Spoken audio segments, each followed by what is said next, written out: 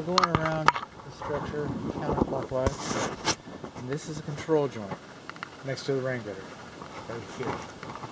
Expansion joint. That's what it is. Okay? Fence touching the house, that's conducive by design. This is kind of an exterior and a termite inspection since we're doing it all. This house is a slab foundation with post-tension cables. That's the ends right there. This is the gas entering the house.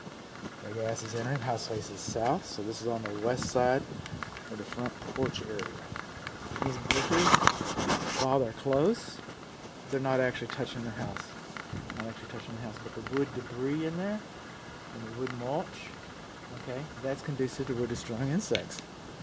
Trees should not be closer than 25 feet to the structure. Over here on the front porch, okay, we have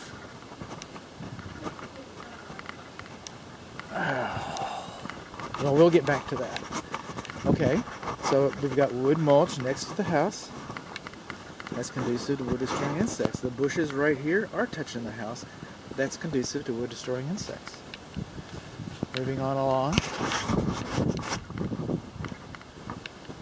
Wood mulch, wood mulch, wood mulch, wood mulch. I'm looking for cracks. I'm not seeing much. I'm not seeing much in the way of cracks. See, this is the rake edge here. But where we have the shingles, and then we have the metal, okay? That metal right there, that's supposed to be lapped 2 inches. It's supposed to be lapped a minimum 2 inches right there. Moving on along, we've got wooden doors on our garage car entrance. Sprinkler heads are not supposed to be closer than 12 inches to the structure. And the exterior light fixtures, okay, they should be sealed around there. We move on around. Coming back? Nope, not yet. Tree shouldn't be closer than 25 feet. And we've got gravel in here, but we've got, the trees dropped a lot of leaves, so we've got debris in here. People call these corner pops. Those are shrinkage cracks. The brick and cement expand and contract at different rates. They do. And then there's supposed to be a flashing between the two of them to help them slide, and it never goes to the corners. And the foundation, the cement, is always drying. The Hoover Dam just dried, so it will dry eventually, so it's always shrinking. You'll never be able to measure it. And your bricks, that's the only part of your house that actually grows, and again, you'll never be able to measure that. So the brick and the cement are expanding and contracting and moving in different directions. The flashing never goes all the way to the corner, and then the corner's popping. When it's in a corner like that, I call it a span of a hand. It's in a corner like that. It's not a foundation problem. It might be a brick problem, because that's what's holding the bricks up. It might be a brick problem right here, but it's not a foundation problem. Long sprinkler heads should not be closer than 12 inches. Let's see if we can get in that front door now. Well, while we're at it, brick is a very good building material. It's fireproof. If you don't paint it, it's pretty much maintenance free. But it is porous. That's why we have these weepholes. So that way, most of the time it's vapor. I've seen some moisture come out. I've seen a couple of vents, and it will. And I hope you don't. But those are designed because it needs to breathe between the brick and the structure. Okay, the brick's a very good insulator, but it still needs to breathe. And that's what it's for. But we're supposed to have weep holes over anywhere you have a metal lintel. You're supposed to have weep holes up here. We do not have weep holes over the garage car entrance. No weep holes over the garage car entrance. Let's see.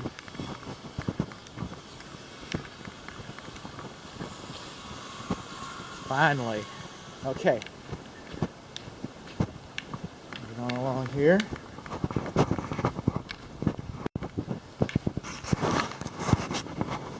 All this wood, that's conducive to wood destroying insects.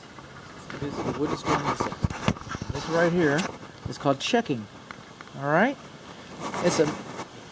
It's common to the material. It's common to the material. I don't usually call it out. Believe it or not, I mean, I'm told, I went to the lumberyard and talked to them about it. Checking does not affect the strength.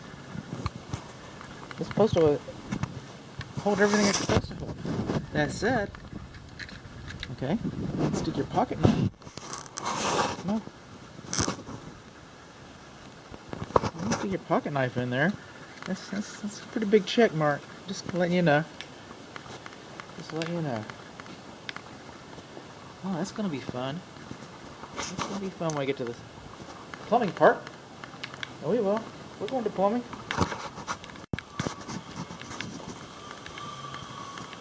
We're gonna continue on now. Again, debris.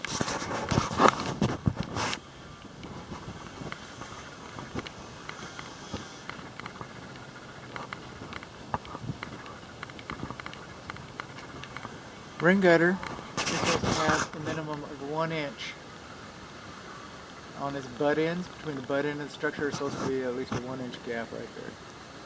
It's kind of a hard call because you can't really put kick-out flashing there. So it's really kind of a hard call. It might be what they call a judgment call. Put it over here.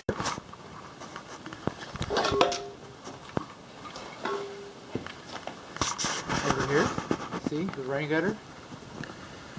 It's closer than 1 inch.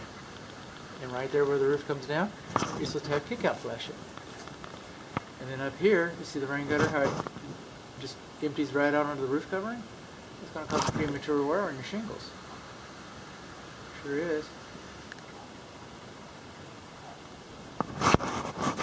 Sure is. Let's pick this up. And we're going to leave them over here because we're going to need to get back in here again.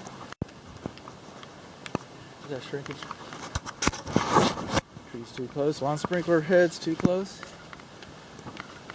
Meter should be sealed. Grounding rod is too high. Control joints. Is that 8 feet? I'll measure that. Well, that's the clothes dryer then. I'm having a pretty good idea. It's either that or the water heater. If it's the water heater, it might be too close to the wall. I'm just saying. No weep holes. Okay, now this control joint, expansion joint, call it what you will, because we have this long run, we know the wall's going to move. That's why we have control joints, just like you have them out in the street. And you shouldn't have a satellite dish mounted directly under the roof covering. So we know the wall's going to move, so we have these control joints. But the sealant gets dry, it dries out, gets hard, shrinks and cracks. So it needs to be sealed every once in a while, because even though bricks are porous and they accept water, they only accept a certain amount of water. The building is designed, these weep holes, all this is designed to handle a certain amount of water. You can handle a storm, you can handle a rainy season, but 24/7, you just don't want to allow that much moisture into your wall. This control joint should have been resealed.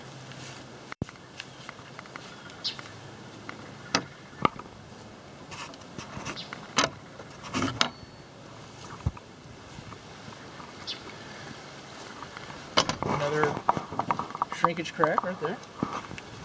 I'm not seeing a lot in the way of cracks though in the actual brickwork. This is really good. It's really good. We're not through yet. Wood mulch next to the house, that's conducive to wood destroying insects. What's mulch made out of? Dead wood. What do termites like? Dead wood. Where do you put this mulch? On the ground. Where do termites come from? The ground. We're just asking for it. We've also got, right in here, we've got a little bit of negative drainage. Negative drainage right in here. And some of these surface drains are a little worse for wear there. Just saying. Rain gutters below grade, rain gutters above grade.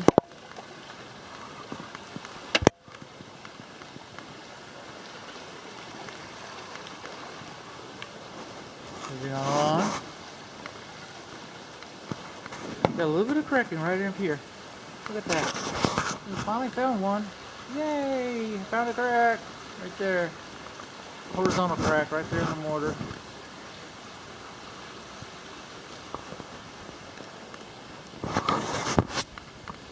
Another one. Some horizontal cracks on the 45s. Yeah. Horizontal cracks on the 45s.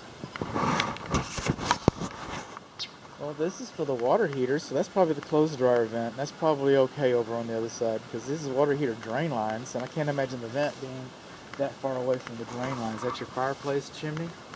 That's your vent for the fireplace right in here. Okay, these are not supposed to be higher from the ground than 6 inches. This is an old iPhone 6, and it's 6 inches tall. So the water heater temperature pressure relief drain lines are too high from the ground. Inches too high. Moving along, wood mulch. Is that some cracking? We got some more cracking? Let's look. Oh, looks a little rough up there. But I can't really call it cracking.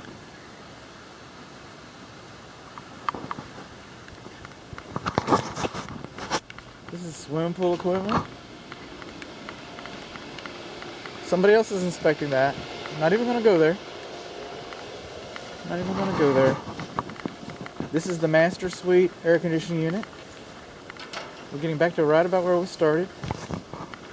And it could be sealed around the walls a little bit. So the refrigerant lines could be sealed. And we got those 245 verticals on the back. This is where we started. Right in here like that. I just want to say the gas enters the house over here. And I haven't found any bonding. It's probably going to be on the air conditioning equipment.